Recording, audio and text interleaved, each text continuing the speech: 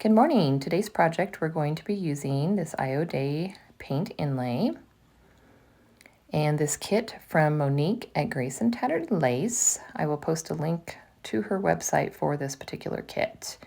I started off by painting this cutting board cottage white, and the first coat I just did to cover the board, and then the second coat I needed to have a wet surface to apply my paint inlay. So I did paint it twice. So here I'm putting the second layer of paint on. You don't want it super thick, but you don't want it dry either. So I'm making sure I've got good coverage on this so I can apply my paint inlay. The one I'm using today, unfortunately, is sold out, but you could use any type of background. You could do craft paper or a different type of paint inlay. It doesn't have to be this particular one. Once I got that painted, I went ahead and put my inlay into the wet paint, and I took a baby wipe and smoothed it all out into that paint. I kind of pushed it down so it would adhere. And then I take my blow dryer and blow dry it really good. Make sure it's completely dry. Excuse me. And once it's completely dry, you take a water spritzer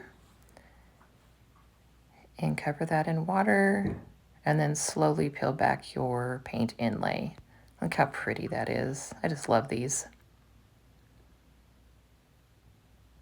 And now I'm going to take this rooster and paint it Waverly ink. This is a pretty basic craft. And so many different things that you could do with this kit. All the different colors, the different backgrounds, different stencil options. Just do it to your liking. So once I got that painted, I dried it real good. And then I went ahead and sanded around the edges.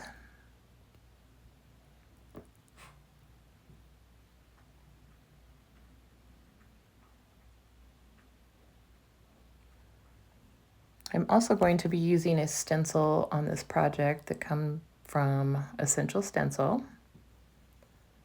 And I will post a link to that as well in the comments. There wasn't a whole lot of room to put a stencil, but I found a bottom corner here. So I taped that stencil on, and I'm taking my stencil brush with a little bit of paint and doing the swirling motion to apply this stencil.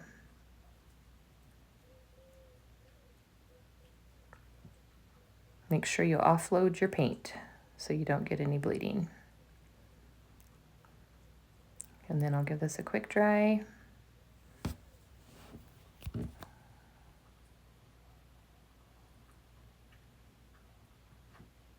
And now I'm taking some stick fast glue and a little bit of hot glue. And we will adhere the rooster onto the board.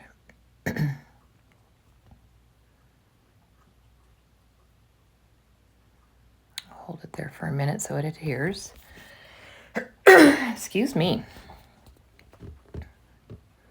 And now I'm going to take some antiquing wax and go around my board just to antique it up a little bit. I did not put a bow on this project, but you could definitely put something on the handle if you choose. I kind of just wanted to leave it clean, I guess is the word I'm looking for.